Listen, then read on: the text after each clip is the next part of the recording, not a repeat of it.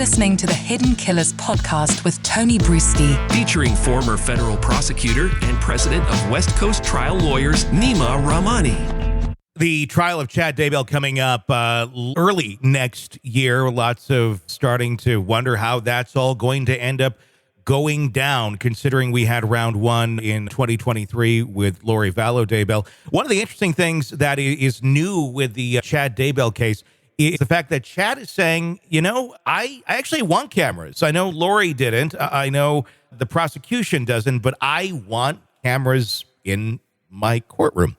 It just seems a little odd, a little different. Joining us to discuss, Neama Rahmani. Why does Chad want cameras in the courtroom from a defense perspective? It seems like an odd request. Normally it's keep the cameras at bay. Yeah, definitely. Usually you're seeing in these big cases that the defendants, especially in capital cases, they don't want cameras in the courtroom. We're seeing it with Brian Koberger, of course. That request's already been made. The Vallow cameras weren't in the courtroom. It was actually a delay. It was a little bit sort of a different type of situation. But, Chad Daybell is no ordinary criminal defendant. Tony, don't forget, he is an author. He probably wants to be a best-selling author, and he's a cult leader. So, yeah, what better marketing for your cult followers than have your case broadcast live for weeks? So I'm sure his sales will go through the roof. Is it a sales ploy? I mean, is that really what it comes down to? Because I was contemplating that earlier today, not even necessarily from a sales perspective, but from a perspective of Chad believes his own bullshit. At least I think he does. We know Lori does. Lori still is down that road. The question was, is Chad still going to believe it when it comes to standing trial, or is he going to back down to try and save his own life? Is this Chad trying to grandstand and have his moment in the spotlight to preach whatever nonsense he believes? I mean, it's possible. It's tough to say what these two believe. I mean, we've been covering this case for a long time. I remember doing TV interviews from a home shut down during the pandemic, and then they were predicting the zombie apocalypse and the end of times. I think it was sometime in 20 or 2021 when we're all supposed to be dead by now. Yeah, so, well, these are two obviously very strange people. And the sad thing is, everyone around them ends up dead, including their own children, buried in their backyard, of course. So, this isn't a winnable case by any stretch, I think, for Chad Daybell. I thought Lori was going to point the finger at him during her trial. She didn't. I mean, he's going to have to point the finger at her, but I think that's less of a believable case. And, in my experience, whenever you have these subsequent defendants, one after another, once that first defendant is convicted, the jurors know that. And even though they're supposed to decide the second case, the subsequent case, based solely on the facts and the evidence in that case, they have to know the co-defendant was convicted. And it's got to put some sort of implicit bias in their head to return a guilty verdict in the second case as well, especially when the defendant is even less sympathetic. The fact that in the Lori case, they didn't really argue her case at all. It was pretty much rested right away. What, in terms of pieces from the Lori Vallow trial, are going to be admissible in the Chad Daybell trial? Is it free game? Is it because these two are connected in such a way anything that took place there can be rehashed? Or do they have to go back and recall all of these witnesses and all of this testimony again, with it being Chad's individual trial? Yeah, it's going to have to be the latter. And, it's sort of a question of, why were the cases severed in the first place? We thought maybe there'd be inconsistent defenses in that finger pointing. It didn't happen. Obviously, in Lori Vallow, there was no defense. No one took the stand. Lori didn't testify. They didn't have a single witness.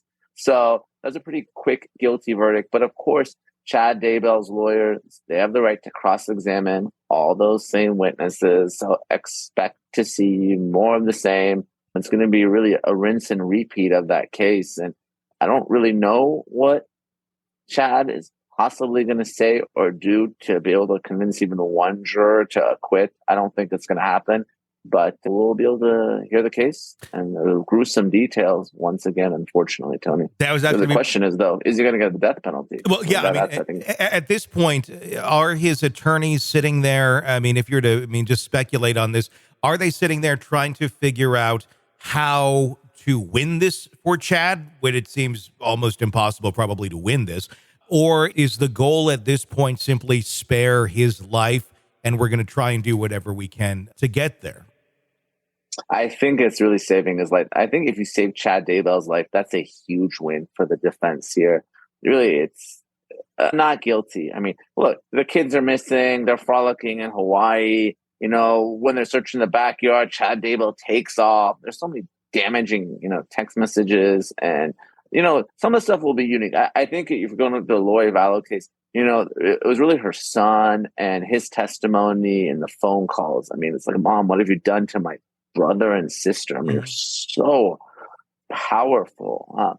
So maybe there's some unique things to Lori. I mean, she's the mom.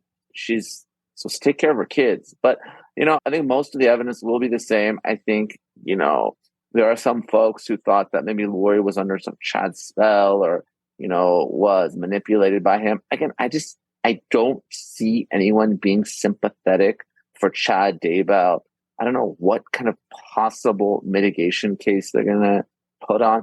Look, I mean, I've covered a lot of death penalty cases. I think the biggest one recently was Nicholas Cruz. And, I think the defense for the worst school shooting in American history did a very good job of actually making some jurors feel sorry for him, right? His upbringing, his mother's drug and alcohol abuse, some of the abuse he suffered, his parents. But who's going to feel sorry for Chad Daybell? What sort of mitigation is there? I mean, you've killed 2 kids, your own kids, in a horrific death, burned one, dismembered the body. One of them has special needs. It's like, if you believe in the death penalty, Tony, this is a death penalty case. I just can't see this going anywhere else.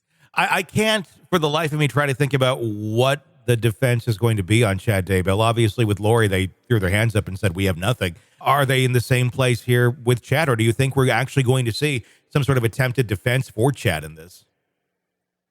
I mean, I think if you're the lawyers here, you got to just swing for the fences. I don't think there's much, if any, chance of connecting. But I think you got to do something. Lori, I don't know why the defense did what they did. I guess maybe they thought, listen, we have nothing to lose. The judge took the death penalty off the table. We plead we're going to get life. If we put on, some sort of no defense, we're going to get life. We put on defense, we're going to get life. I'm surprised they didn't try to do something before summation because it was such a weak defense. Mm-hmm. Maybe it's just what Lori wanted. I really was really a head scratcher as to why they did what they did. Want to listen ad-free?